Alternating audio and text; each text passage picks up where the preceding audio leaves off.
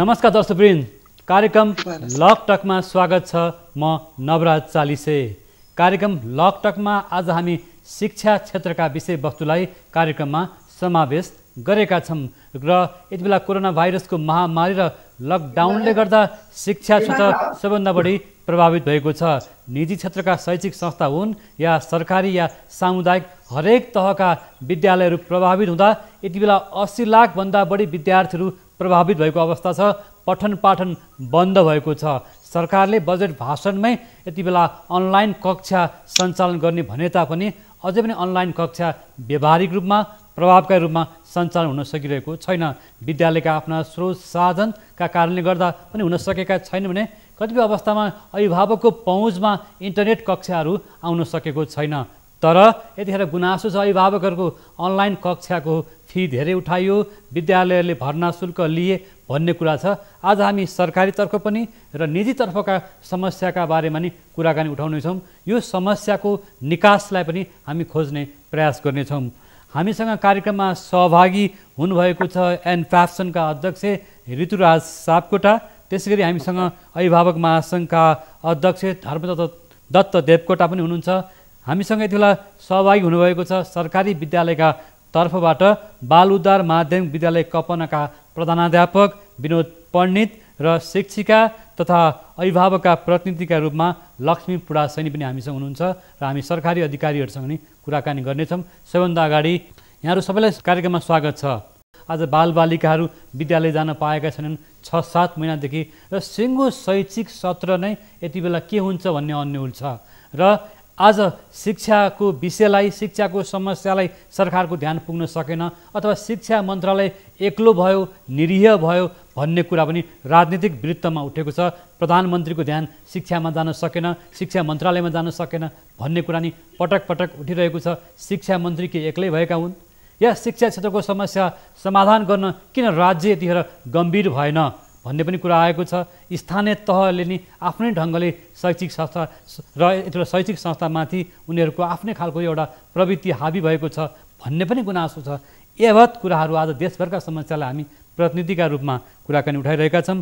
हामीले योभन्दा अगाडि एउटा रिपोर्ट सामग्री तयार पारेका छौँ, प्रस्तुत छ यो रिपोर्ट सामग्री। विश्वव्यापी रूपमा फैलिएको कोरोना भाइरसको महामारीबाट विद्यालय तथा विश्वविद्यालयमा पठन पाठन गर्ने करिब 80 लाखभन्दा बढी विद्यार्थीहरू प्रभावित भएका छन्। कोरोना र लकडाउनले गर्दा विद्यालयहरू 7 महिनादेखि बन्द रहेका छन्। शैक्षिक सत्रको आधा वर्षभन्दा बढी समय विद्यार्थीहरूले विद्यालय जान पाएका छैनन्। सरकारले बजेट भाषणमा अनलाइन कक्षालाई प्राथमिकता दिने भने पनि अझै पनि विद्यालयहरूमा भर्चुअल कक्षा प्रभावकारी बन्न सकेको छैन। केही निजी विद्यालयहरूले भर्चुअल कक्षा सञ्चालन गरेका छन्, तर पनि प्रभावकारी नभएको अभिभावकको गुनासो रहेको छ। अनलाइन कक्षा सञ्चालन गरे बापत निजी विद्यालयहरूले विभिन्न शीर्षकमा शुल्क लिए पनि अभिभावकहरू मारमा परेका छन्। लामो लकडाउन र कोरोना महामारीबाट रोजगारी गुमाएका अभिभावकहरू थप समस्यामा परेका हुन्। सरकारी विद्यालयहरूमा भर्चुअल कक्षाका लागि सूचना प्रविधि नभएको र विद्यार्थीको पहुँचमा अनलाइन कक्षा नभएको हुँदा अनलाइन कक्षा नाम मात्रको भएको अभिभावकको गुनासो छ। सरकारी विद्यालयमा सरकारले अनलाइन शिक्षाको लागि पूर्वाधार व्यवस्था गर्न नसकेको हुँदा दूरदराजका विद्यार्थी थप समस्यामा परेका हुन्। अनलाइन कक्षाको नाममा निजी र सरकारी दुवैले शुल्क लिएको गुनासो अभिभावकको छ।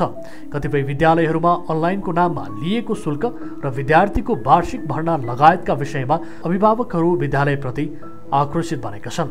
अभिभावकहरूको बढ्दो आक्रोशलाई विद्यालयले बेवास्ता गरेको अवस्थामा विद्यार्थीहरूमा मनोवैज्ञानिक रूपमा गम्भीर असर पर्न सक्छ। कतिपय निजी विद्यालयहरूले अनलाइन कक्षाको शुल्क नबुझाएको भन्दै विद्यार्थीहरूलाई अनलाइन कक्षाबाट हटाएपछि अभिभावक थप आक्रोशित बनेका हुन्। स्थानीय तहका नगरपालिका तथा स्थानीय वडा र शिक्षा मन्त्रालयका निकायहरू बीच समन्वय नहुँदा ठूलो समस्या आएको छ। शिक्षा मन्त्रालयले देशभरका सरकारी, निजी, संस्थागत र सामुदायिक शैक्षिक संस्थाहरूको व्यवस्थापन गर्न सकेको छैन। सरकारी विद्यालयका शिक्षक, शिक्षिका तथा कर्मचारीले तलब तथा पारिश्रमिक पाएका छैनन्। तर पनि सरकारी विद्यालयहरूमा पनि अनलाइन कक्षा र विद्यार्थी र विद्यालय बीचको दूरी जोडिएको छैन। स्थानीय तहको निर्देशन पालना गर्ने कि केन्द्र सरकारको निर्देशिका पालना गर्ने भन्ने विषयमा सरकारी स्तरका विद्यालयहरू अन्यलमा छन्। निजी विद्यालय तथा कलेजहरूले पनि विभिन्न तरिकाबाट विद्यार्थीसँग शुल्क तथा विभिन्न शीर्षकमा खर्च उठाएको गुनासो अभिभावकको छ। समग्र शैक्षिक सत्र नै प्रभावित भइसक्दा पनि 80 लाखभन्दा बढी विद्यार्थीहरूसँग प्रत्यक्ष जोडिएको शिक्षा क्षेत्रको अवस्थाप्रति सरकार भने मौन देखिएको छ। पछिल्लो समय सरकारको उच्च तहले शिक्षा क्षेत्रलाई बेवास्ता गरेको देखिन्छ। शिक्षा मन्त्रालय आफैमा पनि निरीह झै देखिएको छ। विश्वविद्यालयहरू झन्डै आधा वर्ष बन्द भइसकेका छन्। लाखौं विद्यार्थीहरू विद्यालय जान नपाएर घरमै बन्दाबन्दीमा लामो समय रहँदा उनीहरूको मनोविज्ञानमा गम्भीर असर परेको छ। प्रधानमन्त्रीको तहमा नै शिक्षा क्षेत्रमा ध्यान जान नसकेको हुँदा समग्र शिक्षा क्षेत्र निरीह झै भएको शिक्षाविदहरू बताउँछन्। सरकार र शिक्षा क्षेत्रमा क्रियाशील संस्थाहरू विद्यार्थी, विद्यालय र अभिभावकको समस्याप्रति बेलैमा सचेत भएनन् भने यस वर्षको शैक्षिक सत्र नै जोखिममा पर्ने भएको छ। यो रिपोर्ट सामग्रीपछि अब कार्यक्रम सुरुवात गरौँ। आजका शिक्षिका अथवा अभिभावकका प्रतिनिधिका रूपमा लक्ष्मी पुडासैनीबाट। धेरै कुरा त सरले अहिले ब्याकग्राउन्डमा भनिसक्नु भएको छ, तर अब म भन्नुपर्दा एउटा अभिभावकको रूपमा पहिला म आफूलाई प्रस्तुत गर्छु। मैले किनभने एउटा अभिभावकको रूपमा आजभोलि मैले एकदमै पहिलो चाहिँ म एउटा आमा पनि हो, अभिभावक पनि हो, र मैले एउटा बच्चाको बाल मनोविज्ञानसँग भएका अहिलेका जो निजी विद्यालयबाट चाहिँ खेलबाडसँग सम्बन्धित कुराहरूलाई म यहाँ राख्न चाहन्छु सबभन्दा पहिला। किनभने अब चैतदेखि विद्यालयहरू चाहिँ सम्पूर्ण पूर्ण रूपमा बन्द छन् र हाम्रो शैक्षिक सत्र पनि चैतबाट अन्त्य भएको छ र नयाँ शैक्षिक क्षेत्र सुरु हुन अगाडिदेखि नै लकडाउन र विभिन्न प्रकारका चाहिँ लकडाउनहरूदेखि लिएर चाहिँ देशमा भएको कोभिडको कारणले विद्यालयहरू पूर्ण रूपमा बन्द छन् र सरकारले एउटा बच्चालाई चाहिँ 2 महिना 3 महिना त असारसम्म त त्यतिकै के गर्ने कसो गर्ने एउटा शिक्षा मन्त्रालयको कुनै पनि एउटा स्पष्ट नीतिहरूको नआएको कारणले गर्दा र स्थानीय निकायहरूको पनि स्पष्ट नीति नआउने कारणले गर्दा विद्यालयहरू स्वयं अलमल्लको अवस्था हो। हामी अभिभावक विद्यार्थी सबै अलमल्लको स्थितिमा थियौँ र के गर्ने कसो गर्ने भनेर हामीले आफूले नै बुझ्न सकिरहेका थिएनौँ। वास्तवमा भर्खर पनि लक्ष्मी पुडासैनी म्यामले उहाँ आफै शिक्षिका पनि हुनुहुन्छ। शिक्षक शिक्षिकाहरूले पारिश्रमिक नपाएको, तलब नपाएको गुनासो व्यापक छ, यो राष्ट्रिय रूपमा उठिरहेको छ र एउटा आज घर घरको समस्या हो। एउटा शिक्षकसँग जोडिएको परिवार र शिक्षकसँग जोडिएको आश्रित विभिन्न तहका बालबच्चाहरू अथवा विद्यालयदेखिका रहेका बालबच्चाहरू र त्यसले पार्ने प्रभाव, मनोवैज्ञानिक चाहिँ प्रभाव अथवा बाल मनस्थितिमा पार्ने प्रभावको बारेमा धेरै कुरा उठिसकेको छ। अहिले शुल्क लिएको विषयमा धेरै गुनासो आएको छ, अथवा शुल्क कति लिने हो, त्यो व्यवहारिक भयो कि भएन भन्ने कुरो पनि छ र बिल बनेर आउँदाखेरि विभिन्न शीर्षकमा चाहिँ अब चाहिँ भनौँ न शुल्क उठाइएको विषयहरू आइरहेको छ। हिजो मात्रै जोरपाटीमा एउटा घटना भयो भन्ने पनि कुराहरू आएको छ। निजी विद्यालयकोमा त्यहाँ अभिभावकहरू गएर चाहिँ भनौँ न एउटा चाहिँ भनौँ त्यहाँ एक किसिमको आन्दोलन भयो अथवा झडपसम्म भयो भन्ने पनि खबरहरू आइरहेको छ। यो विषयमा हामी जाउँला। एनप्याप्सनका अध्यक्ष के भन्नुहुन्छ? विद्यार्थी अथवा बालबालिकालाई शैक्षिक गतिविधिसँग जोड्ने प्रयत्न गर्ने काममा शुल्क भन्ने कुरा जोडिएरै आउँछ। शुल्क अभिभावकले तिर्नुपर्छ। निजी विद्यालय भनेको अभिभावकको शुल्कले मात्रै व्यवस्थापन हुन सक्ने भन्ने विषय हो। यस विषयमा पनि सरकार विशेष गरेर शिक्षा विज्ञान तथा प्रविधि मन्त्रालयले चाहिँ यो सम्भावित असहज परिस्थितिको बारेमा बेलैमा आकलन गर्न सकेको देखिएन। त्यो स्थितिमा हामीले बारम्बार उहाँहरूलाई घचघच्यायौँ पनि समस्या अब बढ्दो छ, त्यसकारण यसलाई बेलैमा सम्बोधन गरिएन, बेलैमा बोलिएन भने थप समस्यामा हामी पर्दै जान्छौँ। तर सरकारले मात्र के हो भने चैत्र महिनाको शुल्क छोडिदिनुहोस्, 1 महिनाको शुल्क छोडिदिनुहोस्, त्यो कस्तो किसिमले आयो भने चैत्र महिनापछि त महामारी सम्पूर्ण रूपमा हटेर जान्छ, चैत्र महिनापछि सम्पूर्ण कुराहरू फेरि व्यवस्थित भएर जान्छ भन्ने सोचका कारणले आएको र अहिले 6 महिना बितिसक्दा पनि शिक्षा विज्ञान तथा प्रविधि मन्त्रालयले विशेष गरेर शुल्कका विषयमा नीतिगत स्पष्टता, यद्यपि यो अधिकार स्थानीय निकायलाई छ, संविधान त प्राप्त पनि उसैलाई छ, त स्थानीय निकायलाई सम्पूर्ण अधिकार छ भने बेलैमा त्यो कुरा प्रत्यायोजन गरिदिएर स्थानीय सरकारलाई जागरुक बनाइदिएको भए सम्भवतः हामीले अहिलेको स्थिति भोग्न पर्दैन थियो, देख्न पर्दैन थियो। तर के हो भने हलो अड्काउने काम गर्यो सङ्घीय मन्त्रालयले। सङ्घीय मन्त्रालयले जहिले पनि शुल्क लिन पाइने नपाइने, अब शैक्षिक गतिविधि गर्न पाइने नपाइने, त सिंहदरबारबाट विद्यालयहरू सञ्चालन हुँदैनन् के? सिंहदरबारबाट एउटा पोलिसी बन्ला, नीति बन्ला, तर विद्यालय चल्ने भनेको त्यही विद्यालयका अभिभावकज्यूहरू त्यही विद्यालयका शिक्षक कर्मचारी र विद्यालय व्यवस्थापक बीचको समन्वयमै विद्यालय चल्ने हो र त्यसमा चाहिँ समन्वयकारी भूमिका खेलिदिने भनेको स्थानीय सरकारको। त्यसकारण स्थानीय सरकारलाई बेलैमा हामीले चाहिँ त्यो विषयमा चाहिँ उहाँहरूले नै पाइरहेको अधिकारलाई चाहिँ अधिकार चाहिँ प्रयोग गर्नको लागि हामीले आह्वान गरिदिएको भए पनि अहिलेको स्थिति आउँदैन थियो। र जहिले पनि सरकारले सङ्घीय सरकारले कहिले शैक्षिक गतिविधि रोक्ने कुरा गर्छ, कहिले शैक्षिक गतिविधि चलाऊ भन्छ, कहिले शुल्कको बारेमा स्थानीय सरकारले निर्णय गर्छ, कर्मचारी शिक्षक कर्मचारीको बारेमा स्थानीय सरकारले निर्णय गर भन्छ, कहिले के विद्यालयहरूले केही पनि उठाउन पाउँदैन भनिन्छ। त यो किसिमको दुविधापूर्ण स्थितिमा चाहिँ सम्पूर्ण विद्यालयहरू आक्रान्त हुँदाखेरि विद्यालयमा सँग जोडिनु भएका अभिभावकहरू आक्रान्त हुने अनि शिक्षक कर्मचारीहरू आक्रान्त हुने स्वाभाविक हो। त्यसै कारण एउटा केन्द्रीय रूपमा एउटा स्पष्ट नीति आउन पर्यो। त्यो स्पष्ट नीतिको भित्र बसेर स्थानीय सरकारले अहिलेको बेलामा फेरि हरेक स्थानीय सरकारले छुट्टा छुट्टै शुल्क निर्धारण गर्न सक्ने भन्ने कुरा कति सम्भव होला। यद्यपि हामीले नीतिगत रूपमा हाम्रो संस्था र प्याप्सन मिलेर हामीले के भन्यौँ भने लिआएको शुल्कमा नबढाइकन शुल्क लिने। पोहोर सालको शुल्क भनेको यसभन्दा अघिल्लो वर्षको शुल्क भनेको त स्थानीय सरकारले चाहिँ स्वीकृति दिएर अनुमोदन गरेर लागू भएको शुल्क हो। र त्यसदेखि बाहेक अर्को अहिले विवादको रूपमा आएको कुरा के पनि देख्छु मैले, यहाँहरूले पनि भन्नुभयो, अनलाइन एजुकेसन भएको अथवा अनलाइन प्रविधिले पढाएको कुराहरू अनि त्यसको शुल्क उठाएका कुराहरू छन्। शुल्क भन्ने कुरा अनलाइन पढाए पनि नपढाए पनि उठाउन पर्छ।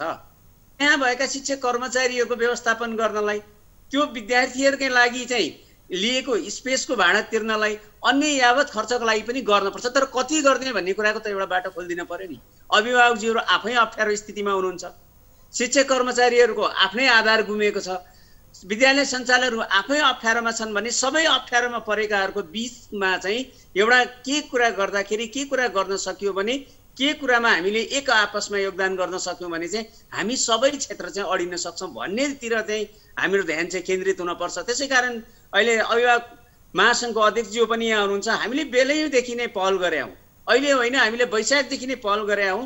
तर राज्यले विशेष गरेर हाम्रो सङ्घीय मन्त्रालय शिक्षा विज्ञान तथा प्रविधि मन्त्रालयले बेलैमा नसोचिदिएको कारणले गर्दा यो भयावह स्थितिको अध्यक्षज्यू यहाँसँग आउँछु।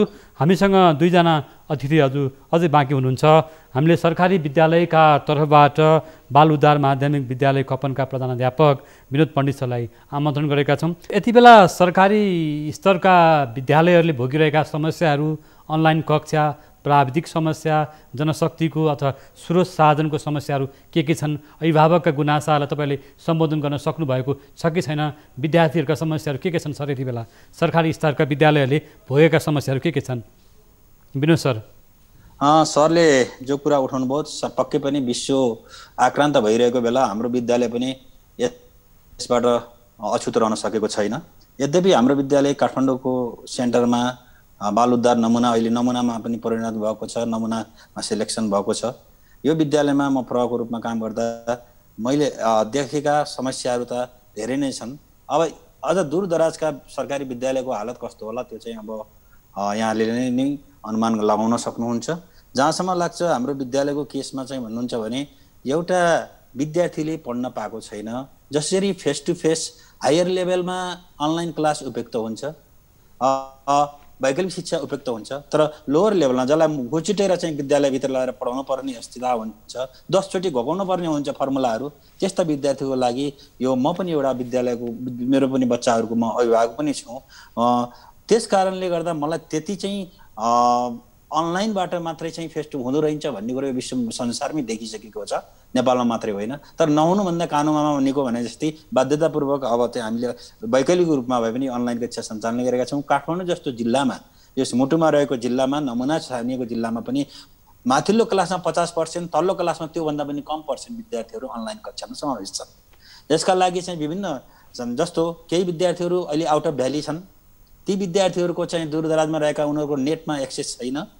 अर्को कुरा यहाँ भइरहेका विद्यार्थीहरू पनि लाइन जोडिदिने अनि अन्ततिर जाने, यो चाहिँ त्यति इन्ट्रेस्टिङ तरिकाले हामीले सिकाउन सकेका छैनौँ कि हामी चाहिँ यो प्रविधि मैत्री हुन सकेका छैनौँ कि खालि उही क्लासमा पढाएको जस्तो किसिमले मात्रै पढाइरहेका छौँ कि भन्ने एकतर्फ छ भने अर्कोतर्फ चाहिँ यहाँ सरकारी विद्यालय भन्दा बित्तिकै कुनै पनि पैसा लिइँदैन हामी कहाँ मासिक पैसा सरकारले दिएको जो अनुदान हो त्यसैमा आधारित भएर गरिन्छ जसले गर्दा हामीसँग प्रचुर मात्रामा चाहिँ यो आइसिटी सम्बन्धी ल्याबहरू छैनन् यद्यपि हामीले चाहिँ के म्यानेज गरेका छौँ भने सर हाम्रो विद्यालयमा कमसेकम 24वटा डेडिकेटेड लाइन जोडेका छौँ 24वटा चाहिँ त्यहाँबाट लाइभ टेलिकास्ट गर्न सकिन्छ टिचरलाई बोलाएर टिचरले चाहिँ के गर्न सक्नुहुन्छ भने त्यहाँ भएका विद्यार्थीहरूलाई के अरे अनलाइनमा एक्सेस हुनलाई त्यहीँबाट दिनुहुन्छ 32वटा कक्षा सञ्चालन हुन्छन् मेरो स्कुलमा एकपटकमा त्यहीँबाट दिनुहुन्छ अनि अन्य विद्यार्थीहरू जो चाहिँ इन्टरनेटको एक्सेस छैनन् गरिब परिवारबाट छन् हैन त्यस्तालाई चाहिँ हामीले चाहिँ के गरेका छौँ भन्नुहुन्छ भने त्यहाँ पनि विद्यालयमा बोलाएर ती शिक्षकहरूले चाहिँ होमवर्क दिने त्यस्तो काम टु वे रन भइरहेको छ सर एउटा राम्रो विषय उठाउनु भयो सर जस्तो विनोद सर एउटा कुरा जस्तो यहाँले भन्नु पनि दूरदराजको विद्यालयहरूको अवस्था के होला यो काठमाडौँको मुटुमा रहेको विद्यालय त एउटा प्रविधि मैत्री साधन स्रोतको समस्या छ सरकारी विद्यालयहरूको भन्नुभयो सरले एउटा महत्त्वपूर्ण कुराहरू उठाउनु भयो यो अनलाइन कक्षालाई प्रभावकारी बनाउनको लागि यसको विकल्प के हुन सक्छ अथवा यसलाई कसरी व्यवस्थित गर्न सक्छ जस्तो सरकारलाई अथवा भनौँ न त्यसको चाहिँ शिक्षा मन्त्रालयलाई स्थानीय तहको भूमिका सहयोग कस्तो भयो भने यो बढी प्रभावकारी हुन सक्छ भन्ने लाग्छ यहाँलाई अब मलाई के लाग्छ भने यो दाल भात जस्तै खाना जस्तै अनिवार्य हो भन्ने कुरो अर्को अवैकल्पिक व्यवस्था हामीले चाहेर लिएको त होइन यो कोरोना यो संसारभरि नै आक्रान्त छ यो हामीले के गर्नु पर्यो दाल भात जस्तै अनलाइन कक्षा अथवा को व्यवस्था पनि बच्चालाई चाहिँ अथवा मोबाइल अथवा गजेट अथवा त्यो भनौँ न डिभाइसको उपलब्धता गरिदिनु पर्यो डाटा प्याक अहिले फ्री नै जस्तो छ 99 रुपियाँमा उनीहरूले चाहिँ महिनाभरि प्रयोग गर्न पाउने सरकारले लिएको छ त्यो व्यवस्था गार्जेनले पनि व्यवस्था गरिदिनु गार्जेनलाई पनि सूचित गराउनुपर्ने अवस्था छ भने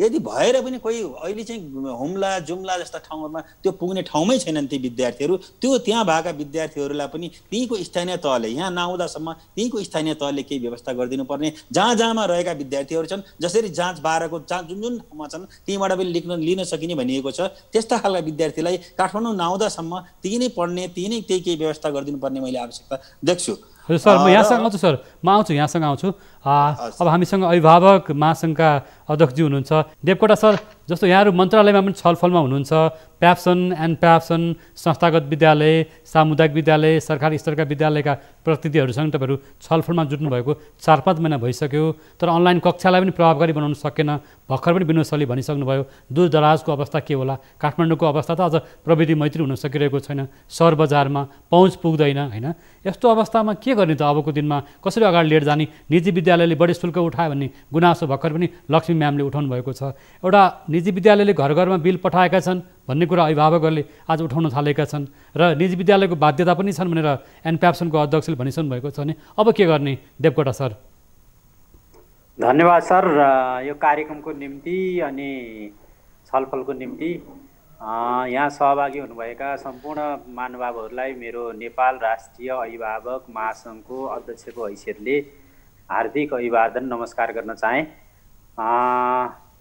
र प्रश्न साह्रै गम्भीर छ परिस्थिति पनि देशको गम्भीर छ अघि ऋतु सरले पनि कतिपय कुराहरू राख्नुभयो अभिभावकज्यूहरूका पीडा पनि अभिभावकहरूबाट आएका छन् हामीले शिक्षा तथा विज्ञान प्रविधि मन्त्रालयसँग प्याप्सन एनप्याप्सन शिक्षकहरूको सङ्गठन इस्टु शिक्षक महासङ्घ र अभिभावक महासङ्घ समेत बसेर हामी पटक पटक छलफल गर्ने र अहिलेको यो कोभिड-19 को प्रभाव र यस परिस्थितिमा शिक्षालाई कसरी अगाडि बढाउने भन्ने सन्दर्भमा गम्भीर छलफल गर्दै गर्दै यहाँसम्म आइएको हो त्यही छलफलबाटै पहिला नेपाल सरकारले यो अनलाइन भर्चुअल क्लासलाई मान्यता दिएको थिएन हामीले दिनुपर्छ सम्भव हुने अभिभावकहरू जुट्नुहुन्छ असम्भव हुनेलाई बिस्तारै जुटाउँदै जानुपर्छ र जहाँ जे सम्भव हुन्छ त्यो सम्भव प्रविधि मार्फत कम्तीमा पनि टोलमा सुरक्षित टोलमा त्यहाँ शिक्षक हुनुहुन्छ भने टोल विद्यार्थीको भेला गरेर भए पनि शिक्षासँग विद्यार्थीलाई जोड्दा अभिभावकलाई पनि सहज हुने विद्यार्थीहरू पनि शिक्षाबाट वञ्चित नहुने कुनै न कुनै ढङ्गका उपायहरू अपनाउनुपर्छ भनेर हामीले सरकारलाई भन्यौँ सरकारले अलि ढिलो गर्यो पछि सरकारले यसलाई मान्यता दियो निर्देशिका पनि बनायो हामी प्याप्सन एनप्याप्सन शिक्षक महासङ्घ सबै बसेरै बनाएको हो वैकल्पिक शिक्षा पद्धति भनेर हामी ल्यायौँ पछि प्रत्यक्ष क्लास सञ्चालन गर्न सक्ने स्थिति अहिलेसम्म नभएपछि हामीसँग दुईटा मात्रै विकल्प रहे कि त यो शैक्षिक सत्रलाई ड्रप गर्ने 1 सालको लागि, कि त जसरी सकिन्छ शिक्षालाई विद्यार्थी अभिभावकलाई शिक्षासँग जोड्ने र शैक्षिक सत्रलाई पुरा गर्ने हिसाबले जाने दुईटा विकल्प थिए। जस्तो देवकोटा सर, जस्तो यो शैक्षिक सत्रलाई स्थगित गर्नु, ड्रप गर्नु कतिको सान्दर्भिक, कतिको व्यवहारिक हुन्छ होला? त्यो व्यवहारिक हुँदैन भनेरै हामी यो कठिन बाटो अपनाएको हो। हामीले नै सुझाव दियौँ त्यो कठिन बाटो नजाउँ। अब असोज तिहार पछाडि मात्रै पनि क्लास चल्न सक्छ भने बरु चैत्रको सट्टा असारसम्म चाहिँ शैक्षिक सत्रलाई बढाएर लैजाउँ, त्यो ढङ्गले चाहिँ शैक्षिक सत्रलाई अगाडि बढाउने हिसाबले सोचौँ। यो दसैँ तिहार पछाडि पनि परिस्थिति गम्भीर नै बन्यो भने पहिला त स्वास्थ्य ठुलो कुरा हो, शिक्षा दोस्रो कुरा हो। मान्छेको जीवन रह्यो भने शिक्षा 1 वर्ष पर्खेर पनि लिन सक्छ। त्यो शिक्षा लिने नाममा जीवनै गुमाउने र धेरै नानी बाबुहरू अभिभावकको जीवन जाने वातावरण सिर्जना गर्न हुन्न शिक्षा मन्त्रालयले भनेर नेपाल अभिभावक महासङ्घको तर्फबाट हामीले सुझाव दियौँ। र अहिले जे जति भएको छ त्यो सहमतिबाटै भएको र अघि भने जस्तै यो बाध्यताको तरिका अपनाइएको हो। जति विद्यार्थी जुट्नु भएको छ, अभिभावक जुट्नु भएको छ, त्यसलाई धन्यवाद दिनुपर्छ र मेहनतपूर्वक शिक्षा हासिल गर्ने दिशामा लाग्नुपर्छ। जति जुट्नु भएको छैन, हामीले मन्त्रालयलाई के भनेका छौँ भने अरू क्षेत्रमा बजेट खर्च हुने स्थिति छैन, त्यसैले वाइफाई फ्री गराइदिनुहोस्, डिभाइस नहुने विपन्न वर्गका विद्यार्थीहरूलाई डिभाइस उपलब्ध गराइदिनुहोस्।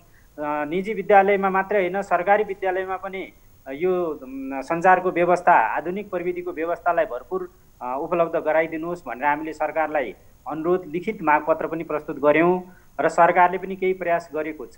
तथापि जुन प्रभावकारिता हुनुपर्ने हो त्यो छैन, सरहरूले बुझ्नु भएकै छ। अध्यक्षज्यू, अब जस्तो यहाँले उठाउनु भएको विषयमा यहाँले मन्त्रालयमा छलफल गर्नुभएको होला, शिक्षा मन्त्रीसँग नि यो कुरा भएको होला। मैले आज बिहान नै शिक्षा मन्त्रालयका सचिवहरूसँग कुरा हुँदाखेरि भर्चुअल कक्षाको विकल्प के त भन्ने विषयमा मन्त्रालयले अध्ययन पनि गरिरहेको होला। यो विषयमा हामी आउनेछौँ। अब हामी कार्यक्रमको अन्तिम राउन्डमा आइसकेका छौँ। म अब फेरि यहाँनिर थोरै शुल्कको सन्दर्भमा र अहिलेको थोरै बारेमा के बताउन चाहेँ भने थोरै 2-4 वाक्य मात्रै म भन्छु। हुन्छ सर, भन्नुहोस्। बाध्यकारी परिस्थिति सिर्जना भएर बाध्यकारी उपाय अपनाइएको हो। भोलि सहज हुने बित्तिकै प्रत्यक्ष भइहाल्छ, तर शैक्षिक सत्र हो, त्यो शैक्षिक सत्र अनुसारको शुल्क दिने ठाउँमा हामीले दिन तयार हुनुपर्छ। नसक्ने अभिभावकले सरकारीमा पठाउने हो। सरकारीमा पनि राम्रा विद्यालयले धेरै थोरै शुल्क लिएकै छन्, लुकाउने कुरै छैन। हामी अभिभावकले योगदान नगरेसम्म शिक्षा अगाडि बढ्दैन। निजी विद्यालय भनेको अघि ऋतु सरले भने जस्तै शुल्क उठाएरै हो, तर कतिपय निजी विद्यालयले जुन सेवा दिएको छैन तथा नाम बिल पठाउने, अभिभावकलाई काउन्सिलिङ नगर्ने र जुन सताउने काम गरे थोरैले, त्यसले गर्दाखेरि यही विषयमा सर गम्भीर रूपमा छलफल, यही विषयलाई चाहिँ गम्भीर रूपमा उठाउनु पर्ने भएको छ सर। अहिले तत्कालको विषय चाहिँ यही विषय हो। कतिपय विद्यालयले सरकारको भूमिका यहाँ एकदम गम्भीर देखिया छ सर। मैले अभिभावक सङ्घको जो साथीसँग पनि कुरा भएको थियो मेरो। लक्ष्मी म्याम, भन्नुहोस् त के भन्दै हुनुहुन्थ्यो? हजुर सर, यो गम्भीर विषय छ। यसमा सम्पूर्ण पक्षले जुन चाहिँ स्थानीय निकायदेखि लिएर स्कुल व्यवस्थापन अनि विभिन्न प्रकारका जस्तै प्याप्सन, एन्ड प्याप्सन, अनि त्यसपछि अभिभावक सङ्घको रोल हामीमा आउन सकेको छैन। उहाँहरू एउटा संस्था चलाउने, आफ्नो सङ्गठन चलाउने मात्रै हुनुभएको छ। व्यापक मारमा अभिभावक र त्यहाँ अध्ययन कार्यरत शिक्षक कर्मचारीहरू रहेको छ। यो विषयलाई चाहिँ जरादेखि नै गरेर यसको समाधान नभएर विकराल स्थिति लिन्छ सर। हिजो एउटा घटना भएको छ, त्यो एउटा प्रतिनिधि पात्र मात्र हो। यसले देशव्यापी मुद्दा रूपमा लिन्छ, किनभने म एउटा अभिभावक प्लस एउटा टिचर पनि हुँ, शिक्षक पनि हुँ। जोरपाटीमा हिजो भएको घटना के हो म्याम? हिजो जोरपाटीमा अभिभावकहरूको आन्दोलन के हो? जोरपाटीमा हिजो जोरपाटीमा के विषयमा, जस्तो एउटा सर, जोरपाटीमा के विषयमा आन्दोलन भएको अभिभावकहरूको? जोरपाटीमा के विषयमा आन्दोलन भएको? विद्यालयले अनुचित ढङ्गले शुल्क लिनको निम्ति बिल पठाएको, अभिभावकहरूले त्यसको निम्ति यो अनुचित शुल्क हामी तिर्न तयार छैनौँ भनेर गुनासो गर्नुभएको, विद्यालयले नसुनेको।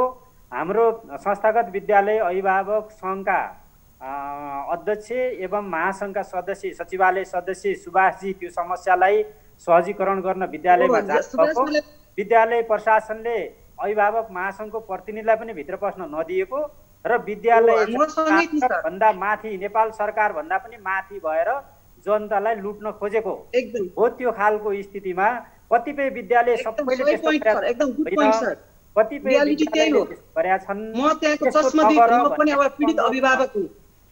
हजुर म्याम, हिजोको जोरपाटी घटनाको बारेमा राष्ट्रिय अभिभावक महासङ्घ अध्यक्षले नि केही कुरा जोड्न चाहनुभयो, के भएको थोरै बताउनुहोस् न। म पनि छु सर।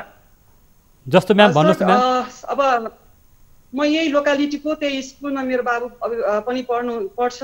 म चाहिँ अब पहिलादेखि अब म पनि आफ्नो साथीभाइको स्कुल हो, आफ्नो क्षेत्रमा राम्रो स्कुल, एउटा नाम चलेको प्रतिष्ठित स्कुल आएको हुनाले सम्पूर्ण अभिभावकको एउटा चाहना, जबसम्म सरकारले राज्यले शिक्षा क्षेत्रलाई चाहिँ एउटा राम्रो दिँदैन, आफ्नो पकडमा राख्दैन, यहाँ चाहिँ एउटा पुँजीवादी हुँदो रहेछ क्या सर। जसले बढी लगानी गर्यो उसैले आफूले so called A1 school agreed भनी जतिसुकै मन परिचय फीहरू स्ट्रक्चर गरिदिने, अभिभावक आए नआए नआए जस्तो अभिभावकप्रति त उहाँहरूको कुनै दायित्वै छैन। अनि उहाँहरूले चाहिँ जहिले पनि एनी हाउ पैसा कमाऊ, पैसा। लक्ष्मी म्याम, जस्तो यहाँ एकजना अभिभावक पनि हुनुहुन्छ, शिक्षिका पनि हुनुहुन्छ, जस्तो तपाईँकै बाबुहरूको अथवा बच्चाहरूको घरमा आएको बिलहरूमा के कुराहरू उल्लेख गरिएको छ, शीर्षकहरू छन्, तपाईँलाई याद छ त्यस्तो केही? सर सुन्नु, एकदमै याद छ सर। जस्तो अब अहिलेको शिक्षा मन्त्रालयले के हाम्रो चाहिँ असारदेखि हाम्रो नगरपालिकाले के भनेको छ भने असारदेखि चाहिँ शुल्क लिनु भनेर चाहिँ असारसम्मको महिना त्यसमा शुल्क लिनु भनेको छ। त्यसमा पनि एभरेजमा राख्नु भनेको छ। एउटा 7 क्लासको बच्चाले अनलाइन क्लास, त्यसमा हाम्रो स्कुलको मात्रै भूमिका हुँदैन, अनलाइनमा प्यारेन्ट्सको अभिभावक एउटा पूर्ण रूपमा क्लासमा बस्नुपर्छ सानो लेभलको बच्चाहरूलाई। हाम्रो भूमिका खोइ त्यहाँ, हामी आफ्नो काम धन्दा जोडेर अभिभावक पनि त्यो बच्चासँग सहयोग गर्नुपर्छ। हामीले ल्यापटप सबै कुराहरू प्रोभाइड गर्नुपर्छ। अहिलेको पेन्डेमिकको अवस्थामा अभिभावक पनि त त्यहाँ उसमा बसिरहेको छ र त्यो अवस्थामा हामीले सक्दो सहयोग गरिरहेका थियौँ। तर स्कुलबाट कुनै किसिमको अभिभावकसँग भेला पनि नगर्ने, मिटिङ पनि नगर्ने, उहाँहरूसँग केही नगर्ने, 81 बच्चालाई चाहिँ अनलाइन क्लासबाट रिमुभ गरियो, हामीलाई कुनै जानकारी नगराइकन। अनलाइन कक्षाबाट बच्चाहरूलाई हटाइदैछ भन्ने एउटा कुराहरू आइरहेको छ। अहिले केही विद्यालयहरूले हटाइयो। म हटाइसकेपछि किन त्यो हटाउनु भन्दा अघिल्लो दिन म फी तिर्न जाँदाखेरि, मेरो श्रीमान फी तिर्न जाँदाखेरि उहाँहरूले जुन चाहिँ एनुअल फी जस्तो अहिले चाहिँ के गरेको छ भने प्लस माइनस जोड घटाउको चाहिँ समीकरण जस्तो एनी हाउ नाफामै गएको छ। 40% डिस्काउन्ट दिएको भनेको छ, उतापट्टि 60% एड गरेछ भनेपछि जसरी प्रफिटमै उहाँहरू जानु भएको छ, उहाँ घाटामा हुनुहुन्न भने यो विषयमा आम चाहिँ अभिभावक जानकारी हो डिस्काउन्ट दिएको छ भन्ठाने हुनुहुन्छ। तर एनुअल फी मेरै बच्चालाई 59,000 59,500 कति समथिङ छ 1 वर्ष। सर यो भित्र के इन्क्लुडेड छ भने सोद्धाखेरि त्यसभित्र स्पोर्ट्स छ अरे, त्यसपछि स्टेसनरी छ। जबकि मेरो छोराछोरीले बच्चाले एउटा पेन्सिल एउटा कलम पनि त्यो स्कुलबाट लिन दिएको छैन। अब एउटा आदि सेसन त गइसक्यो, अब यो पुरै सेसन त त्यो स्टेसनरी कुनै पनि स्कुलले चलाउँदैन। मैले किन त्यो पैसा तिनी सर? मेरो एउटा क्वेसन त्यहाँ राख्न पाउँछु कि पाउँदैन? एउटा अभिभावकको रूपमा मैले यो मेरो मात्रै न सम्पूर्ण अभिभावकको क्वेसन छ। त त्यो क्वेसनको एन्सर स्कुलले दिन सकेन। तिर नभए जा अप्सन्स छ, अप्सन्स खुल्ला छ भन्नुपर्दा त नराख, हामीलाई मतलब छैन। त्यस्तो खालको गैर जिम्मेवारी अभिव्यक्ति स्कुलबाट आयो। आउने बित्तिकै जस्तै स्पोर्ट्स कसरी सिकिन्छ सर एउटा कोठाभित्र बच्चाले? ल थ्योरिटिकल होला, प्र्याक्टिकली त स्कुलमै जानु पर्ला, ग्राउन्डमा जानु पर्ला। कम्प्युटर क्लास, कम्प्युटर थ्योरी होला, तर प्र्याक्टिकलको लागि स्कुलको कुनै चाहिँ बत्ती युज गरेको छ, कम्प्युटर युज गरेको छ? ल हामी साधारण पैसा ट्युसन फी तिर्न वी आर रेडी, हामी सबै तिर्न छौँ। तर एनुअल फी किन लियो, कसरी लियो, किन लियो, त्यो विषयको क्वेसनको एन्सर माग्दा प्रशासनबाट एडमिनिस्ट्रेसनबाट हामीलाई एकदम प्यारेन्ट्सलाई गर्ने जुन व्यवहार छ नि एकदमै गैर जिम्मेवारी व्यवहार भयो। त्यसको लागि हामी नगरपालिकामा गयौँ। हाम्रो आधार भनेको नगरपालिका हो होइन सर? अहिलेको सम्पूर्ण अधिकार राज्यले चाहिँ स्थानीय तहलाई दिएको हुनाले हामी केही खोज्न जाँदा त्यहाँको अधिकृत शिक्षा समितिको अधिकृत स्तरको सरले हामीलाई एकदमै गैर जिम्मेवारी अभिव्यक्ति दिनुभयो। हामीलाई कुनै सहयोगको भावना उहाँले दिनु भएन र अभिभावक झन आक्रोशित भएर हिजोको स्थिति हुनुभएको सर। हजुर म्याम, यहाँसँग आउँछु म। अब हामी थोरै समय हाम्रो चाहिँ बाँकी छ। अब म 2 जना सरहरू सुन्न चाहन्छु। अब म सरकारी विद्यालयकै सल्लाह जोड्न चाहेँ प्रतिनिधिका रूपमा। बाल उद्धार माध्यमिक विद्यालयका प्रधानाध्यापक विनोद सर, जस्तो अभिभावकको चाहिँ गुनासो पनि आइरहेको छ, सरकारी विद्यालयले नि फी त उठाउँछन् भनेर धर्मदत्त चाहिँ सरले भन्नुभयो। अथवा सरकारी विद्यालयले घुमाउरो तरिकाबाट अप्रत्यक्ष रूपमा शुल्क लिनुपर्ने बाध्यता हो कि अवस्था हो कि त्यो छ भने सरले भनिदिनु होला। सरले देशभरको विद्यालयहरूको अवस्था राम्रोसँग बुझ्नु भएको छ। त्यसकारण सरकारी विद्यालयहरूको अवस्थालाई अब कसरी चाहिँ मजबुत बनाउन सकिन्छ अथवा सरकारी विद्यालयमा पढ्ने विद्यार्थीहरूको पहुँचलाई कसरी बढाउन सकिन्छ भन्ने लाग्छ सर अन्तिममा? धन्यवाद सर। करिब 29,000 सामुदायिक विद्यालय र 7,000 जति हाम्रो प्राइभेट स्कुलहरू छन्। यसमा सरले भनेको जस्तो नेपालमा प्रायःजसो अधिकांश सरकारी विद्यालयहरूले मिनिमम भर्नाको बेला सहयोग स्वरूप भनेर 1,000 2,000 वार्षिक रूपमा चाहिँ उनीहरूले उठाउने गरेका छन्। तर यद्यपि हाम्रो विद्यालयले 1 रुपैयाँ पनि उठाउँदैन। यो सरलाई पनि जानकारी पनि होला त्यो एरियाको भएपछि हाम्रो विद्यालयले कक्षा 10 सम्म नर्सरीदेखि 1 रुपैयाँ पनि उठाएको छैन। यसको लागि हामीलाई केही कठिनाइ अवश्य नै छ। त्यहाँ विभिन्न कार्यक्रमहरू सञ्चालन गर्नुपर्ने हुन्छ, टगो गनेर पैसा आएको हुन्छ टिचरहरूको, अन्य पैसा त्यस्तो आएको हुँदैन। यसले गर्दा चाहिँ हामी पनि केही न केही महिनाको वर्षमा 1000-2000 विद्यार्थीबाट उठाउने कि राम्रो बनाउनको लागि अहिले नमुनामा सिलेक्सन भएको छ, त्यो हामी सोचिरहेको छौँ। एउटा पक्ष। अर्को पक्ष रहेको छ। म थोरै कुरा जोड्न चाहन्छु म्याम। जस्तो सरकारी विद्यालयसँग तपाईँले केही कुरा तपाईँको जिज्ञासा छ हाम्रो लक्ष्मी म्याम? सरकारी विद्यालयहरूको पनि अब खासै त अब उहाँहरूको धेरै कुराहरू छ सर। मैले किनभने अब सरकारी विद्यालयका विद्यार्थीहरू पनि एकदमै पढाइबाट चाहिँ अहिले वञ्चितकै अवस्था। किनभने मैले हाम्रै छिमेकीको एउटा सरकारी स्कुलको बारेमा सुनेको थिएँ जहाँका चाहिँ 60% स्टुडेन्टहरूसँग चाहिँ कुनै पनि मोबाइल ल्यापटप केही पनि रहन्छ। ती त टोटली चाहिँ आफ्नो उसबाट वञ्चित भयो नि। अब त्यसको लागि विद्यालयले अब स्थानीय निकायले उहाँहरूलाई के गर्न सक्छ त्यसबारेमा चाहिँ के पहल गर्नुपर्छ भन्ने मैले सोचिरहेको छु। टिचरहरूलाई चाहिँ अहिलेको यो कोभिडको यत्रो बेलामा टिचरलाई त पेड गरेको छ नि सरकारले, त्यो हाम्रै करबाट गएको छ नि। उहाँहरूलाई एक्टिभ बनाएर राख्नुपर्छ मेरो कुरा चाहिँ। जब हामीलाई त कसैले, मैले त फागुनदेखि पनि पाएको छैन सर। मैले भक्क अब आफ्नो स्कुलको मैले पढाएको ठाउँ चाहिँ अलिकति उनी खालको छ, त्यो ठाउँको मैले नै आफैले सर तपाईँलाई गाह्रो भएको छ अनि मैले एउटा आफ्नो बुझ्ने एउटा टिचर भएको भएर अरूहरूलाई मभन्दा अलि आर्थिक स्थिति कम भएको टिचरहरू जसको रोजीरोटी गुमेको छ, डेढा भाडा तिर्नुपर्छ, बच्चाहरूलाई छ, उहाँहरूलाई तयार गरिदिनुहोस्। किनभने कतिपय स्कुल सर, स्कुल सबै एउटै छैनन्, कतिपय स्कुलहरू कोल्याप्स हुने स्थितिमा छन्। यहाँले आज यो कार्यक्रममा वास्तवमा व्यवहारिक कुरा र अहिले राज्यमा भइरहेको समस्याको शिक्षाको बारेमा कुरा उठाउनुभयो। थोरै बोल्न दिइहाल्छु। ABCD ए वर्गका स्कुलहरू कुनै हालतमा कोल्याप्स हुनेवाला छैनन्। उनीहरूलाई माथिले निकाले पनि च्यापेको छ, अभिभावकले पनि जसरी पनि। किनभने त्यो A ग्रेडमा पढ्ने स्कुलका विद्यार्थीहरू सबै राम्रो हाई लेभल इन्कम भएका प्यारेन्ट्सहरू छन्। हजुर लक्ष्मी म्याम आए म विनोद सर थोरैमा भन्नु त। थोरैमा म भन्छु, म एकदमै छोटकरीमा भन्छु। सरले विद्यार्थी सामुदायिक तर्फ बढ्नु अथवा के समस्या देखिएको छ भन्ने कुरा जो जिज्ञासा राख्नुपर्छ। साँच्चै हाम्रो विद्यालय पनि अछुतो नभएको होइन। यसमा के छ भने हाम्रो देश चाहिँ अमेरिका क्यापिटलिस्ट पुँजीवादी देश, एजुकेसन फ्री वहाँ हुन्छ विद्यालय शिक्षा। हाम्रो समाजवादी देश यहाँ एजुकेसनमा चाहिँ प्राइभेटाइजेसन भएको छ। यो पनि मिल्ने कुरा हो। मैले अन्यथा भन्न खोजेको होइन।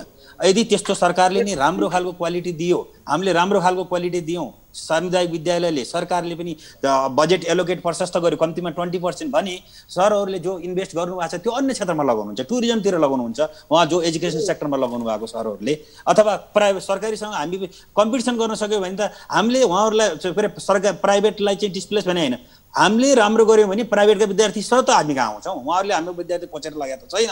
त्यसकारण हामीले राम्रो बनाउनु सबभन्दा पहिलो ठुलो कुरा हो। दोस्रो कुरा चाहिँ सरकारले बजेट एलोकेट प्रशस्त मात्रामा गर्नुपर्छ। तेस्रो नम्बर स्थानीय निकाय र यो चाहिँ मन्त्रालयको बिचमा कोअर्डिनेसन हुनुपर्छ।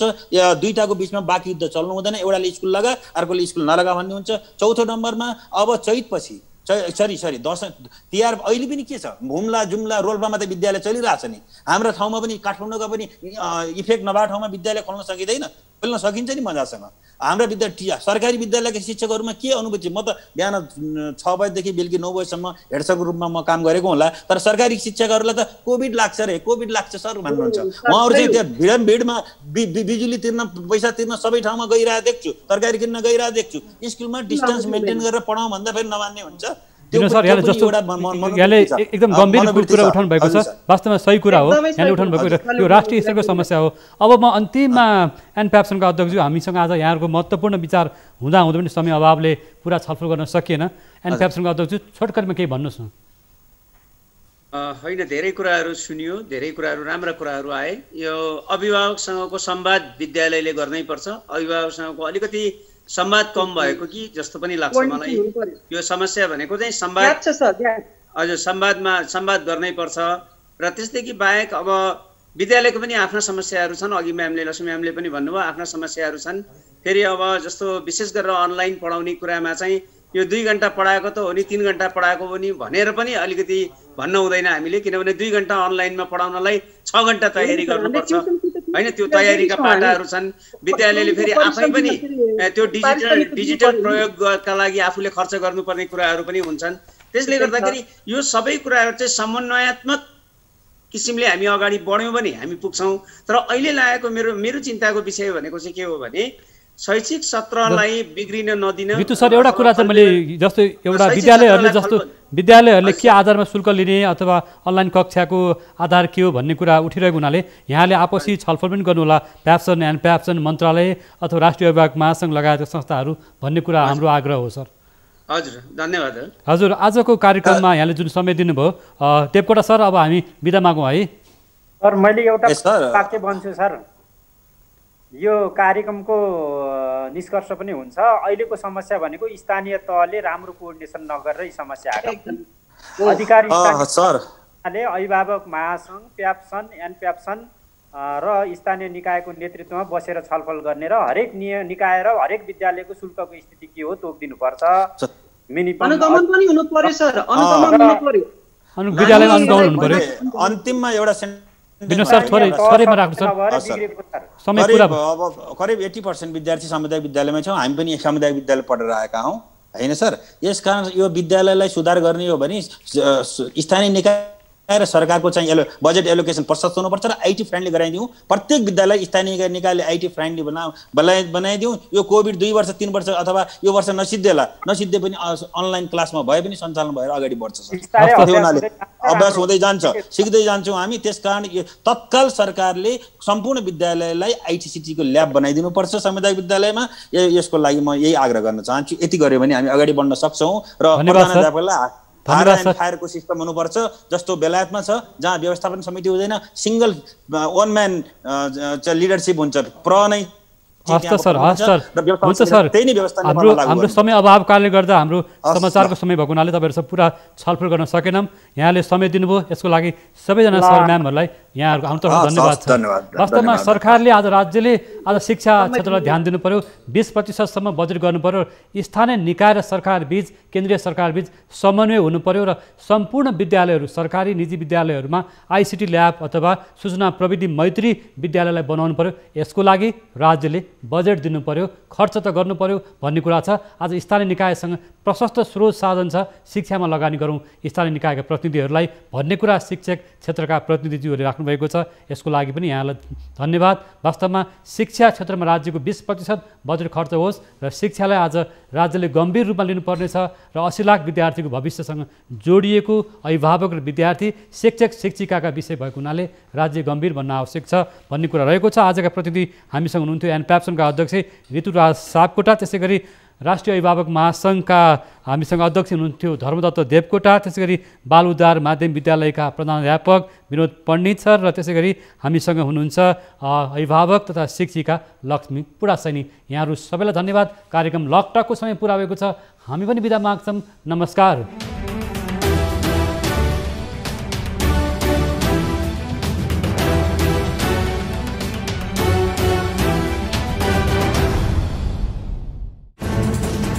कोरोनाले सृजना गरेको सङ्कटमा पल पलका न्युज अपडेट र हर क्षेत्रको कभरेजका लागि न्युज 24 नेपाल युट्युब च्यानललाई सब्स्क्राइब गर्नुहोला।